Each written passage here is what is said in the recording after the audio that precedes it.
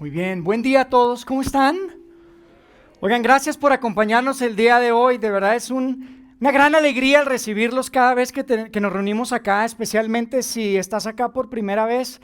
Yo te quiero agradecer de verdad por separar unos minutos de tu domingo, de tu preciado domingo, que siempre de verdad que disfrutamos que puedan haber personas que probablemente están por primera, segunda vez. Quiero que sepas que deseamos de corazón que no sea la última, sino que sea la primera de muchas ocasiones que puedas estar con nosotros. Mira, hoy estamos arrancando acá en Ciudad de México una serie nueva que titulamos La Biblia para adultos. Y vamos a hablar de la Biblia. Es este libro que cada vez que nos reunimos en este lugar, cada vez que nos reunimos en los grupos pequeños en casas, pues exploramos. Es este libro donde buscamos principios, buscamos verdades que creemos que pueden impactar definitivamente la forma en la que vemos muchas áreas de nuestra vida.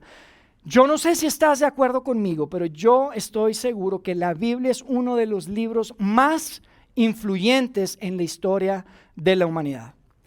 Y hoy aquí en Ciudad de México y la próxima ocasión que nos veamos vamos a estar compartiendo dos enseñanzas, pero quiero decirte que hay tanto que conversar alrededor de este tema que como iglesia hemos preparado 4 sesiones o 4 enseñanzas alrededor de la Biblia. Así que si lo que escuchas hoy te parece interesante, valioso, que te agrega valor, nosotros creemos que es súper importante, yo te quiero invitar a que escuches la parte 2 y la parte 3 de esta serie que estamos transmitiendo desde nuestro campus en Monterrey, Campus Vidaín en Monterrey. Transmitimos en línea en nuestros canales de YouTube y en nuestro canal que está en la página web, vidain.org, o en nuestro podcast. Es importante de verdad que los escuches porque yo espero que esto puede ser determinante en la experiencia de fe de cada uno de nosotros. Entonces, hoy vamos a empezar acá en Ciudad de México, pero te encargo de verdad que veas la parte 2 y la 3 en línea. Y yo quisiera iniciar siendo súper transparente con todos ustedes y reconociendo que el tema de la Biblia es un tema bastante controversial, ¿estás de acuerdo? Tal vez estás pensando, ¿y por qué se metieron en eso?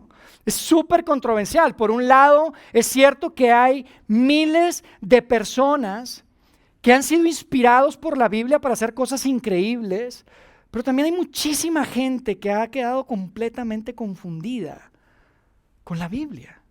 Y por eso quiero que hoy tengamos una conversación para adultos.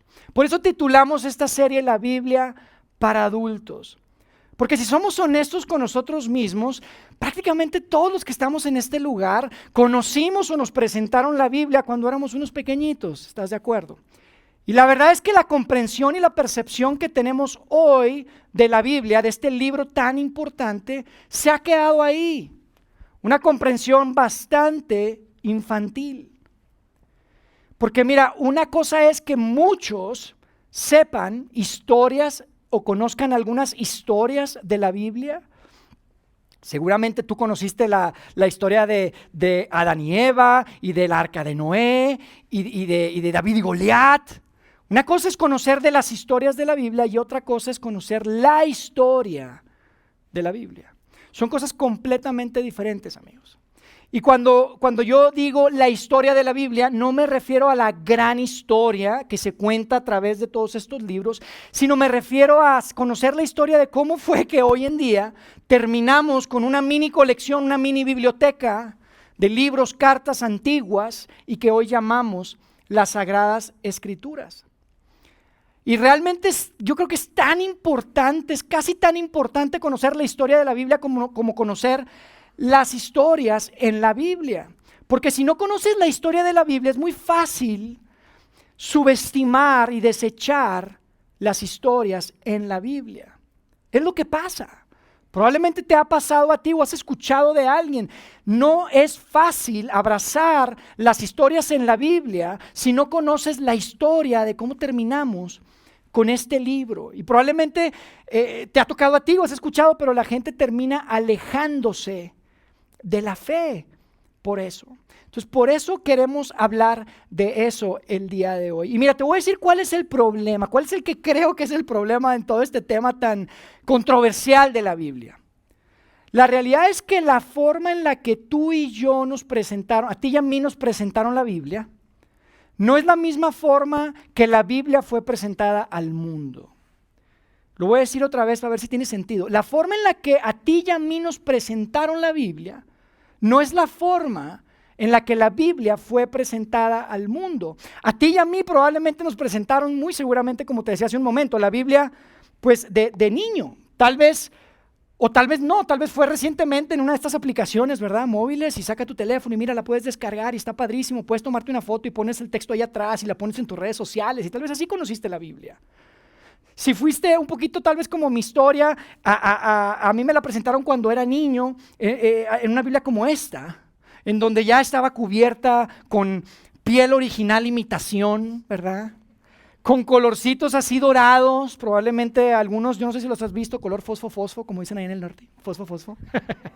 Pero es una Biblia que te presentaron, que ya tenía capítulos, estaba dividida, tenía sus versos enumerados, tenía notas al pie de página, tenía hasta mapas tiene la Biblia.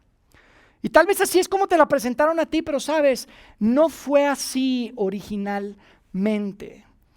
Otra vez, si la historia tuya se parece un poco a la mía, a mí me agarraron de niño, un adulto, y me dijo, hijo, esta es la Biblia, es la palabra de Dios.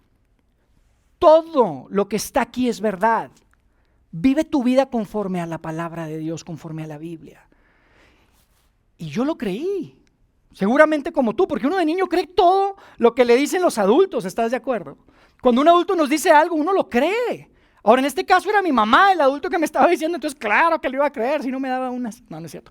No sé, pero claro que le creí y me animaban a leerla desde niño. Probablemente tu historia es completamente diferente porque creciste en una familia o en un ambiente en donde eso de leer la Biblia pues no era muy común. Es más, no solamente no te animaban a leerla, sino que te desanimaban a leerla porque hay un grupo de personas selecto que es el que es adecuado y apropiado para poder leerla, interpretarla y decirle a la gente lo que tiene que escuchar, un sacerdote, un pastor o un padre, ¿no? Tal vez tu historia sí, pero independientemente de cuál haya sido tu experiencia, si somos bien honestos, la percepción que tenemos de la Biblia el día de hoy, el concepto que tenemos de la Biblia el día de hoy no se formó por lo que leímos en la Biblia, sino se formó por lo que escuchamos de la Biblia. ¿Estás de acuerdo? Tu percepción y mi percepción en la mayoría de las ocasiones está formada por lo que nos dijeron de la Biblia y lo que nos dijo tal vez un adulto que tampoco la leyó, porque la verdad es que casi nadie lee la Biblia. Es la verdad. Y ahí es donde hay un problema. Porque nosotros crecemos con una percepción, con un concepto que viene probablemente de esas historias que fueron previamente seleccionadas para ser compartidas con nosotros, de niños. Para algunos de nosotros, y yo te digo algo, para algunos de nosotros, si la Biblia lo dice, ya está. No hay más que discutir. La Biblia lo dice, es verdad. Pero siendo honestos, para otros no es tan sencillo, ¿estás de acuerdo? No es tan sencillo porque tal vez a través de tu vida, en un momento en tu camino de fe, te topaste con qué otras cosas dice la Biblia. Te topaste con las cosas que dice, que digamos que no se hablan en la iglesia, esas cosas que dicen la Biblia pero que no escuchaste en la escuela dominical. Dijiste, caray, eso no me lo enseñaron en catecismo nunca. Y tal vez fue un maestro en la universidad, tal vez fue un amigo que era un gran intelectual, filósofo acá, y te enseñó esas cosas que también dice la Biblia y que tal vez en tu experiencia de vida empezó a crear una distancia, una brecha con lo que estabas viendo en la Biblia. Y tal vez levantaste la mano y le dijiste a tus padres, le dijiste tal vez al padre, al sacerdote o a un pastor, porque amigos, tú eres honesto contigo mismo. Ni modo de hacerte de la vista gorda, ¿estás de acuerdo? Y tal vez, solo tal vez fue por eso que te alejaste. O tal vez fue por eso que estás considerando alejarte de la fe. Por eso creemos que es tan importante este tema, amigos. Es súper importante y por eso queremos hablar de esto. durante las próximas 2 ocasiones que nos veamos aquí, bueno, la próxima vez que nos veamos aquí, y como les dije otra vez, durante 4 sesiones que va a haber en nuestras páginas en línea. Yo quiero hablarles entonces de esta historia de la Biblia, ¿ok? No de una de las historias de la Biblia, sino de la historia de la Biblia. Y quiero continuar con lo siguiente. La historia de la Biblia, y es algo que probablemente no te dijeron de niño, porque tal vez es un poco aburrido, no tiene nada que ver, de niño no te cuentan esto, pero tienes que saber que la historia de la Biblia no comenzó o no comienza en el inicio. Así es. La historia de la Biblia no comienza en el inicio, amigos, no comienza en el Génesis donde dice en el principio Dios. La historia de la Biblia, de esta colección de libros que tenemos el día de hoy, comienza hacia el primer siglo, aproximadamente en la mitad del primer siglo, con un hombre griego que era un médico y se llamaba Lucas. Probablemente tú has escuchado, seguramente tú has escuchado de Lucas. Lucas era un médico que decide documentar los acontecimientos en la vida de Jesús. Y déjame de una vez aclarar la siguiente, porque probablemente tienen esta duda. Jesús no escribió la Biblia, ¿ok? Pero Jesús es la razón por la que existe. Entonces, la historia comienza con este hombre llamado Lucas en el primer siglo, un médico que decide documentar lo que pasó en el primer siglo alrededor de la vida de Jesús. Y lo hace porque tenía un amigo rico. Ese amigo rico se llamaba Teófilo. Y Teófilo es un personaje interesante. Hay varias opiniones de cuál es su identidad. Alguna gente piensa que era un romano, un líder romano, porque la forma en la que Lucas se dirige a él es interesante, ahorita lo vamos a ver. Algunos otros piensan que no, que era judío, algunos dicen que era abogado, que de hecho fue el abogado que defendió a Pablo cuando estaba en la cárcel en Roma. Entonces, mira, el caso es que Teófilo era una persona influyente, era importante, era un tipo rico. Era un tipo rico que había escuchado suficiente acerca de Jesús y había conocido suficientes personas que habían visto a Jesús cara a cara, que habían experimentado los milagros de Jesús personalmente, que Teófilo había decidido poner su fe en Jesucristo. Y como todo, tú sabes, cuando algo te apasiona, cuando algo te gusta, tú quieres saber más, ¿estás de acuerdo? Tú quieres el detalle, nada más métanse a su cuenta de Google y chequen qué videos les aparece en YouTube. Ahí se van a dar cuenta qué les interesa. ¿A poco no? Porque YouTube te empieza a aventar videos. A mí me gustan de carros, de carne asada. Y siempre me está aventando. Hagan de cuenta que si Teófilo estuviera aquí, le aventaría puros videos de Jesús, de su vida, de lo que hizo, de las anécdotas. En ese tiempo no había YouTube, desafortunadamente. Entonces Teófilo le pide a Lucas, este médico, oye, yo quiero saber cómo sucede, o sea, ¿en qué orden pasó todo esto? Y entonces Lucas le escribe a Teófilo una narrativa, un documento con los detalles de la vida de Jesús. Y yo quiero que leamos cómo empieza, que veamos cómo empieza este documento. Y quiero recordarte algo, no lo pienses como el Evangelio de Lucas, que es como hoy en día lo conocemos. En este momento, cuando Lucas está escribiéndole a Teófilo, es simplemente un documento de un hombre del primer siglo, un griego, bien educado, documentado, que investiga y que escribe esto. Fíjate lo que dice en Lucas 1, en el verso 1. Dice lo siguiente: muchos han intentado hacer un relato de las cosas que se han cumplido entre nosotros. O sea, Lucas le escribe y dice, hay algo que pasó, algo sucedió y que es importante. Es más, es tan importante que vale la pena documentarlo. Por cierto, mira, es tan importante que no soy el primero. Hay muchos que han intentado hacer un relato de las cosas que sucedieron, de eso que es tan importante. Fíjate lo que dice después en el verso 3. Dice, por lo tanto, yo también, excelentísimo Teófilo, habiendo investigado todo esto con esmero, no a la ligera, con esmero, desde su origen he decidido escribírtelo ordenadamente. Amigos, Lucas le está diciendo a Teófilo, voy a empezar desde el origen, ¿ok? Desde el principio de la vida de Jesús. Y vemos cómo Lucas continúa su escrito y empieza a narrar cómo fue que Jesús nació en el Medio Oriente, en el primer siglo. Y Lucas dice, lo he investigado con esmero. Esto no es una cosa a la ligera, como si fuera a hacer una tesis, me imagino. Así que buscas todo lo que hay sobre el tema, porque tú quieres pasar esa tesis, quieres que quede espectacular. Lucas escribe con esmero, investiga y dice, te lo voy a escribir en orden. Y amigos, hay algo muy importante que no quiero que se pierdan de esto que estamos hablando. Esto es súper importante. En el momento que Lucas está escribiendo esto, Lucas no está escribiendo la Biblia, ¿ok? Él no tenía ni idea de que la Biblia iba a existir. Es más, en el primer siglo, aproximadamente en el año 33 del primer siglo, hubo un momento que escribir acerca de la vida de Jesús, honestamente, no era algo que pareciera merecer la pena. Porque Jesús estaba muerto.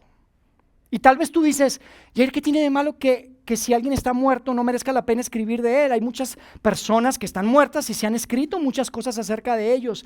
Pero déjame te digo por qué es diferente con Jesús. Porque Jesús había declarado muchas cosas bastante fuertes acerca de su persona. Él había declarado cosas muy, muy serias acerca de su identidad. Él había dicho, yo soy la resurrección y la vida. Él había dicho, yo y el Padre somos uno. Él dijo, yo soy el Mesías esperado. Y amigos, los Mesías prometidos, esperados, no los arrestas, no los torturas, no los ejecutas en una cruz romana. Cuando Jesús se destapa y empieza a hablar de todo esto que tenía que ver con su identidad, sus seguidores, hombres y mujeres del primer siglo, tenían esperanza que esta vez fuera diferente.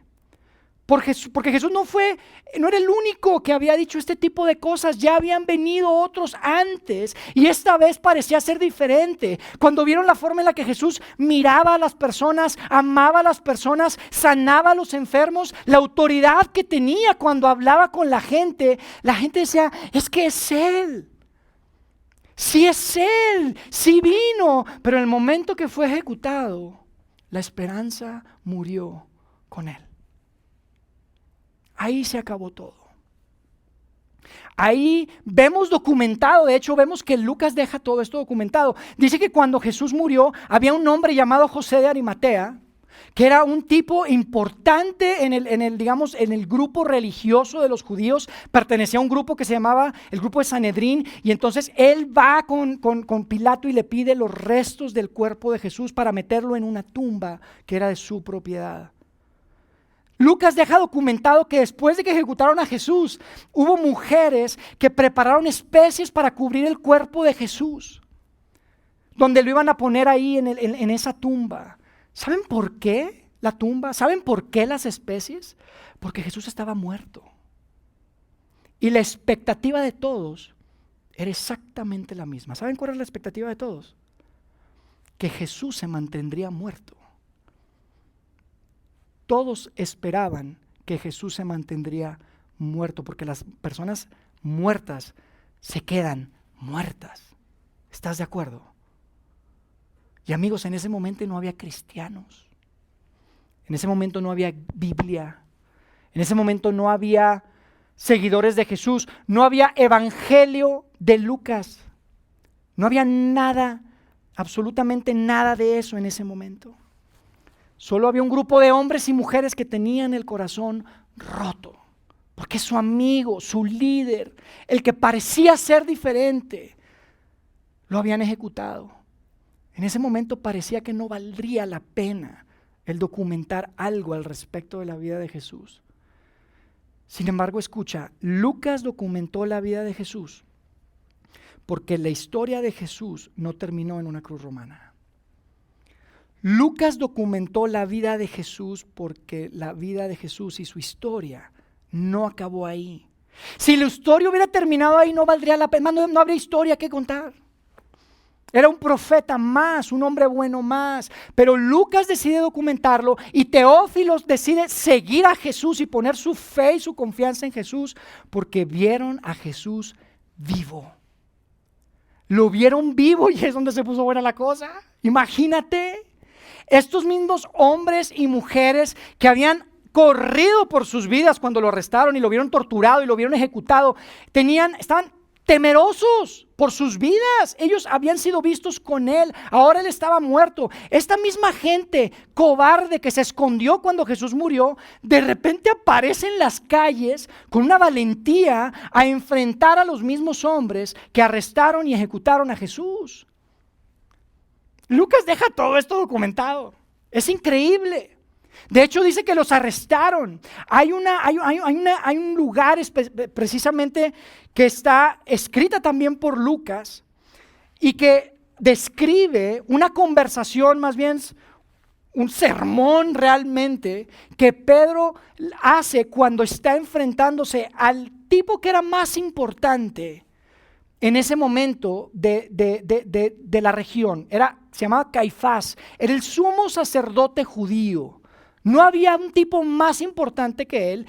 Y Lucas deja registrada un enfrentamiento donde Pedro, el que conocen, San Pedro, el de la Basílica de San Pedro, ese mismo, que era muy cercano a Jesús, se convirtió junto con Juan en los hombres más valientes que estaban pisando la faz de la tierra en ese momento, y se enfrentaron a ellos. Y fíjate lo que le dijeron acerca de Jesús. En Hechos 2:32, Lucas dice que Pedro dijo: Dios lo resucitó y todos nosotros somos testigos. Dios lo resucitó y todos somos testigos. ¡Hey! ¿No nos contaron? Caifás, no lo leímos, nosotros lo vimos con nuestros propios ojos. Esto no era un secreto. Todo el mundo en Jerusalén sabía que se había visto vivo a Jesucristo. No era un secreto. Y amigos, así fue como nace el movimiento que hoy llamamos iglesia y que hoy, después de 2000 años, sigue vivo a pesar de pandemias y a pesar de guerras y a pesar de tribulación. Pero en ese momento, este libro todavía no existía. No existía la Biblia. Sabemos que Lucas no solamente documenta la vida de Jesús. Y escuchen, yo sé que esto suena como clase y todo, pero esto es tan importante. Escuchen esto, yo sé que suena como que está muy tal vez tedioso, pero escucha, Lucas no solo documenta la vida de Jesús, también termina documentando los primeros 30 años de la vida de la iglesia después de que Jesús resucitó. En un libro que hoy conocemos como Hechos de los Apóstoles, que es de donde precisamente acabamos de leer este pasaje. ¿Cómo es que Lucas sabía tanto? Mira, Lucas conocía a Pedro, Lucas conocía a Juan, Lucas anduvo viajando con Pablo, este hombre que tú has escuchado de Pablo. Pablo era un hombre que estaba completamente en contra de los cristianos en el primer siglo. Los perseguía, los odiaba y eventualmente tiene un enfrentamiento con Jesucristo resucitado y su vida cambia por completo y se convierte en el promotor número 1 del cristianismo, uno de los personajes más importantes del primer siglo para que el mensaje de Jesucristo saliera de Israel, de Jerusalén. Lucas lo conocía a él, anduvo viajando con él, lo acompañaba y lo visitaba en la prisión cuando estuvo en la prisión. Entonces Lucas deja documentado todo esto, pero desde el inicio, de hecho hay muchos historiadores que piensan que Lucas y Hechos era un solo documento, pero que eventualmente se partió en dos porque uno hablaba específicamente de la biografía de Jesús y Hechos habla de lo que sucedió en la iglesia en el primer siglo. Entonces los separan, independientemente si los escribió juntos o separados. Yo te digo lo siguiente: Lucas desde el principio nos dice de frente y de una: hey, déjame te digo, y recordemos lo que acabamos de leer en Lucas 1:1. Muchos han intentado hacer un relato. Desde el inicio uno dice: hey, no soy el único. Quiero ser honesto. No soy el único que ha intentado hacer este relato, pero lo voy a hacer. Y yo te digo algo, la pregunta con la que quiero que luches el día de hoy, todos los que estamos acá, yo te quiero hacer una pregunta y quiero que luchemos con esa pregunta. Especialmente si tú eres una persona que tal vez te has alejado, que tal vez no eres seguidor de Jesús, tal vez tú creciste en una iglesia y sí ibas a misa, pero eventualmente pues dejó de ser relevante para tu vida, porque híjole, difícil esa brecha que te hablaba hace un momento entre lo que veías y lo que te enseñaron y las historias que no te contaron. Escucha, la pregunta que quiero que te hagas es la siguiente: ¿por qué tantos? ¿Por qué Lucas dice muchos? ¿Por qué tantos intentaron relatar lo que sucedió? Amigos, esto no era normal. Yo sé que hoy es normal. Un perro se atora en una alcantarilla y ahí está TV Azteca, y ahí está Televisa, y ahí está Univisión, ahí están todos. En ese tiempo no era normal documentar este tipo de cosas, y menos por mucho. Estamos hablando del primer siglo. No era fácil documentar. No había mucha gente lo suficientemente preparada para escribir este tipo de documentos. Era costoso. Además, ponte a pensar, en el primer siglo la mayor parte de la gente ni siquiera leía, ni siquiera sabían leer. Entonces la pregunta es, ¿por qué tantos? Simplemente hazte esa pregunta: ¿por qué tantos? ¿Por qué Lucas y otros se vieron motivados, se vieron con la necesidad, se vieron probablemente obligados a escribir lo que vieron en el primer siglo? Amigos, la respuesta es porque algo extraordinario había sucedido. Algo extraordinario había sucedido.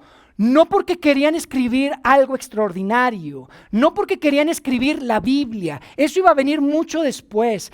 Ellos habían experimentado algo extraordinario que era digno de documentar. Y por eso no solamente fue Lucas, hubo otros que también lo escribieron. Otro de los que escribieron fue Pedro. Pedro, aunque directamente parece ser que él no escribió, creemos que fue el que dictó a un joven llamado Juan Marcos. Este era un joven griego.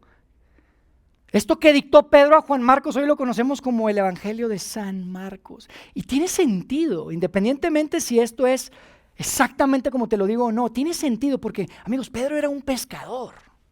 No es como que tenía una carrera en filosofía y letras, ¿verdad?, para ponerse a escribir. Era pescador. Y tiene sentido, si te fijas, de los 4 documentos que tenemos de la vida de Jesús, Marcos es el más cortico. Es cortito y haz de cuenta que es acción tras acción. Pasó esto y luego pasó el otro. De hecho, Marcos se brinca la Navidad, se brinca el nacimiento de Jesús. Empieza directamente, ¡pum! Te voy a decir qué es lo que pasó en la vida de Jesús. Y se cree que fue Pedro realmente, fue de los labios de Pedro el que dictó a Juan Marcos. Y hoy tenemos ese documento que conocemos como el Evangelio de Marcos. Pero no solamente Pedro junto con Marcos, sino que había un hombre llamado Mateo. Y Mateo es muy interesante porque Mateo era uno de los 12. Era uno de los 12 más cercanos a Jesús. Era un hombre que creemos, y yo creo definitivamente que tiene una capacidad intelectual sobresaliente, porque el tipo era cobrador de impuestos. Roma no contrataba a cualquier pelele para andar ahí cobrando impuestos. Quería alguien que le girara el coco, como dicen, le girara la ardilla, porque cobraba los impuestos. Mateo también nos deja un relato, un documento de la vida de Jesús. Y Mateo es especial porque una de las características que tiene es que Mateo se dirige especialmente a los paisanos, a sus paisanos, a sus compatriotas judíos de ese tiempo. ¿Por qué? Porque él hace muchas referencias a lo que hoy conocemos como el Antiguo Testamento. Pero acuérdate, en ese tiempo no era el Antiguo Testamento, era la ley y los profetas, eran los libros sagrados de los judíos. En donde Mateo les dice: hey, señores, amigos judíos, hermanos, compatriotas, paisanos. La ley apuntaba a un Mesías, los profetas apuntaban a un libertador, a un salvador. Jesús cumple con todas estas cosas que habían sido escritas miles de años antes. Tienen que creer. Y ese fue Mateo. Y entonces tenemos a Lucas, el doctor. Yo creo que el más letrado de todos, el más preparado. Y después tenemos a Marcos, un hombre también griego, joven, donde Pedro le dicta. Y tenemos a Mateo, uno de los 12 también, que deja por escrito y que especialmente se dirige al pueblo judío. Pero además de esos tres, como si no fuera suficiente, viene un cuarto y llegamos a Juan. Y Juan es especial. Para mí Juan es muy especial porque Juan es el último en escribir. Juan estaba ya avanzado en edad. Juan estaba probablemente en sus últimos días. Y a pesar de que Juan sabía que ya existían estas tres narrativas, estos tres documentos de la vida de Jesús, Juan es como si está diciendo, sabes que me queda poco tiempo. Y necesito decirles, necesito dejar documentado. Fíjate de hecho lo que dice Juan. Hacia el final de su escrito, en Juan 20, dice, Jesús hizo muchas otras señales milagrosas en presencia de sus discípulos. Jesús hizo muchas otras señales milagrosas en presencia de sus discípulos. Y se escucha, sus discípulos no son los 12 discípulos. Está hablando de los cientos de discípulos, de seguidores de Jesús. En ese momento el ministerio de Jesús hubo un punto que había cientos de personas que viajaban con él. Andaban con él para todas partes porque él era el Mesías prometido. Creían, tenían esperanza. Y entonces él hacía milagros y dice, Jesús hizo mucho más señales a sus discípulos, dice, las cuales no están registradas en este libro. Y otra vez, cuando dice este libro, no está diciendo en la Biblia. La Biblia no existía, amigos. Está hablando de su documento, el que él escribió. Dice, hay muchas más señales que no están registradas en este libro. En otras palabras, amigos, no les he contado todo. No podría escribir, no hay páginas suficientes en el mundo para contarles todo. Sin embargo, después nos dice algo que es muy importante para ti y para mí hoy, porque nos dice la razón por la que lo escribió. Fíjate lo que dice en el verso 31, dice, pero estas se han escrito para que ustedes. Y amigos, ¿sabes a quién se refiere cuando dice ustedes? Ustedes son ustedes. Ustedes me incluyen a mí. Ustedes te incluyen a ti. Estas se escribieron para que ustedes, Juan está pensando, no me importa si son 100 o 1000 años los que vengan después de mí. Quiero que sepan lo que yo vi. Quiero que sepan lo que experimenté. Quiero que sepan lo que cambió mi vida por completo. Juan está escribiendo esto y dice, estas se han escrito para que ustedes crean que Jesús es el Cristo, el Hijo de Dios, y para que al creer en su nombre tengan vida. Amigos, 4 documentos, no 1, no 2, no 3, 4 documentos, no referencias, ¿ok? En la historia antigua, escucha, en la historia antigua hay referencias a documentos. Los documentos originales ya no existen, ya no hay copias. Se perdieron.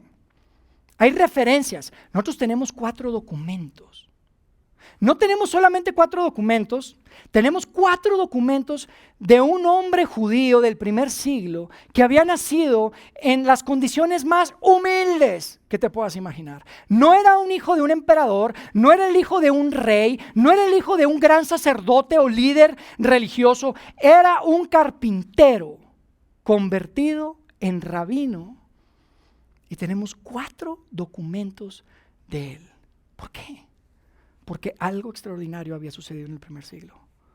Hay algo extraordinario que sucedió en el primer siglo y merecía ser documentado. Dios había hecho algo extraordinario entre nosotros en el primer siglo. Había hecho algo extraordinario por ti y por mí.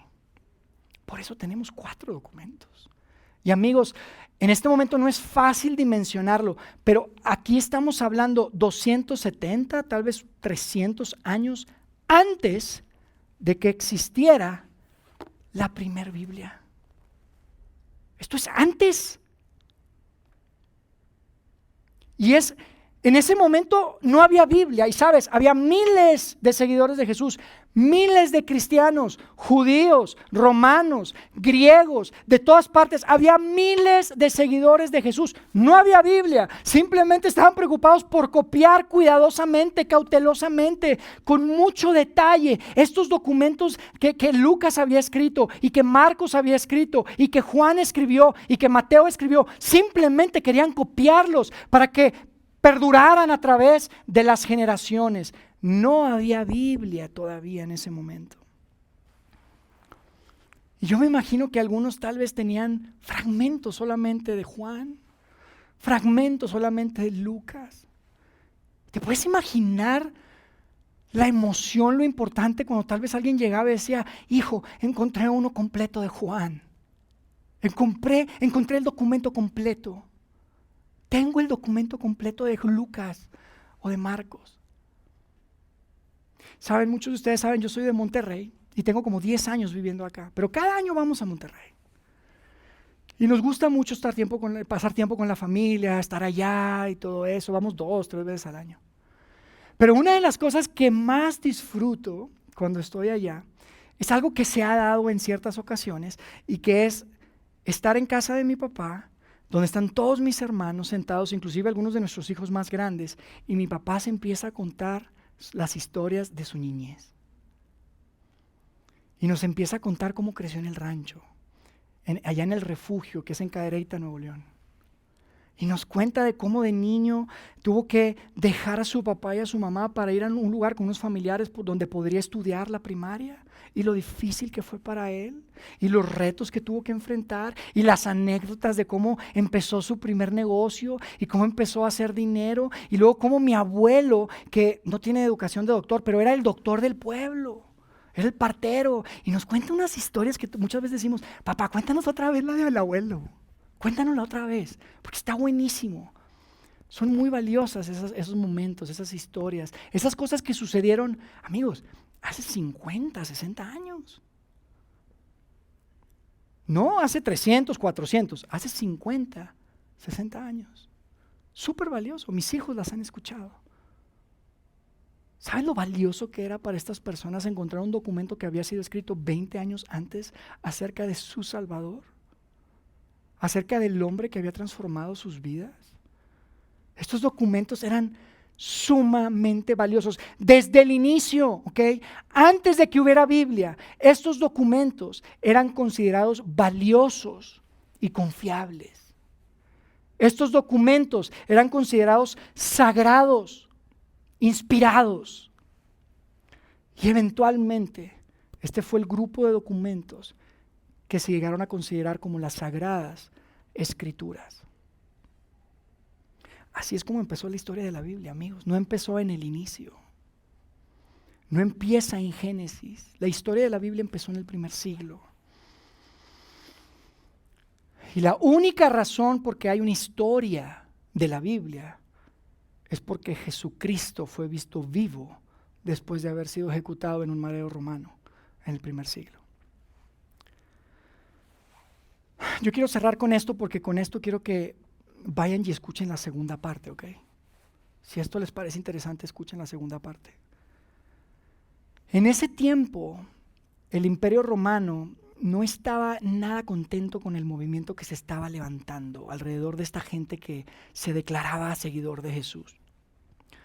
Y no estaba contento el Imperio Romano no por lo que creían los cristianos, sino por lo que no creían los cristianos. Porque los cristianos no creían en los dioses romanos. Los cristianos no declaraban al César como su Señor.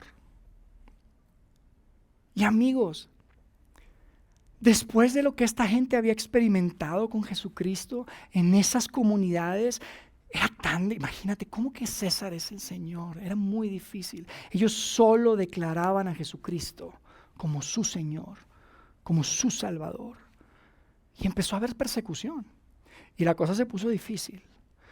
Esto está documentado en la historia y pueden verlo en múltiples libros, múltiples fuentes. La iglesia, este movimiento, empezó a ser perseguido por el Imperio Romano. Y llegó un momento en que todo lo que pasara era culpa de los cristianos. Todo. Oye, se inundó el río. Cristianos a los leones, vámonos. Al Coliseo. Oye, se quemó el no sé, cristianos al Coliseo. Es culpa de los cristianos. Todo era culpa de los cristianos. Y los empezaron a perseguir. Pero la cosa ya llegó a su límite cuando entra en el poder un emperador llamado Diocleciano. Diocleciano le agarró un odio a los cristianos que no te puedo explicar. De hecho, él declara un edicto. Y por ley permite que todos los centros de adoración cristianos fueran destruidos por completo. Era prohibido reunirse en las casas. Si te agarraban, te mataban. Si te encontraban con alguna de estas literaturas, algunos de estos documentos, los quemaban. Por supuesto, los quemaban después de matar a tu esposa, a tus hijos y matarte a ti. La situación era terrible. Y sin embargo vemos un grupo de hombres y mujeres en el primer siglo que estuvieron dispuestos a dar su vida por unos documentos. Estuvieron dispuestos a dar su vida porque estaban seguros y creían hasta lo más profundo de sus huesos que lo que estaba en esos documentos era verdad. Que lo que estaba documentado y narrado en Mateo, en Marcos, en Lucas, en Juan, hablaban de lo que Dios había hecho en su generación, en su tiempo. Dios se había aparecido en la tierra.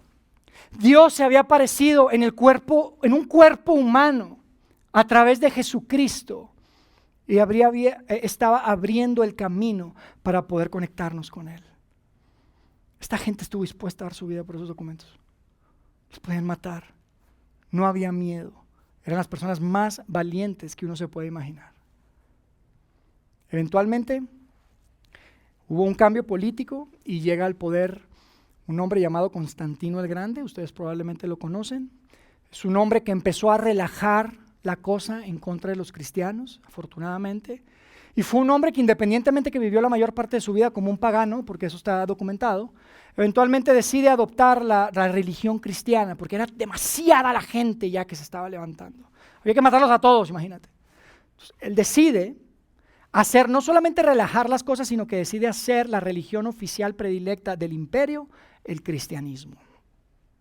Y por primera vez había intelectuales y había estudiosos y había historiadores que tuvieron la libertad de empezar a recopilar estos documentos. De empezar a recopilar los documentos que habían sido escritos por Mateo, por Marcos, por Lucas. Las cartas que escribía Pablo a las iglesias, a estas comunidades que Pablo había levantado alrededor del mar Mediterráneo, de aquel lado del mundo. Y así empezó la historia y se pavimentó el camino para que hoy tuviéramos la Biblia. Y ahí nos vamos a quedar. ¿Les parece?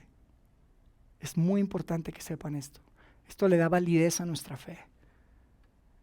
Porque nuestra fe no está basada en un libro. Nuestra fe está basada en lo que sucedió en el primer siglo. Dios apareció entre nosotros como un hombre. Jesucristo venció a la muerte. Esto es simplemente el acta de nacimiento, si quieres verlo así. Pero tu acta de nacimiento no te da validez y no me confirma que tú estás vivo. Yo sé que estás vivo porque te veo, porque respiras. Jesucristo está vivo. Esto simplemente da fe de que Jesucristo fue visto vivo. Que lo que declaró de Él no era simplemente una esperanza fallida. Que lo que declaró de Él mismo era verdad. Y que hoy, aunque invisible, tenemos esperanza de que Él regrese. Déjenme orar por ustedes. Dios, gracias por la oportunidad de estar juntos en este auditorio y porque podemos con libertad hablar, conversar y compartir y recordar, Dios, lo que tú hiciste por nosotros en el primer siglo. Gracias porque a través de ese gran sacrificio, de ese gran amor que significó no solamente ser sacrificado en esa cruz, sino simplemente venir y ser uno de nosotros, por amor a nosotros, es algo que es difícil de comprender con nuestra mente humana. Pero gracias, Dios, por tu gran amor.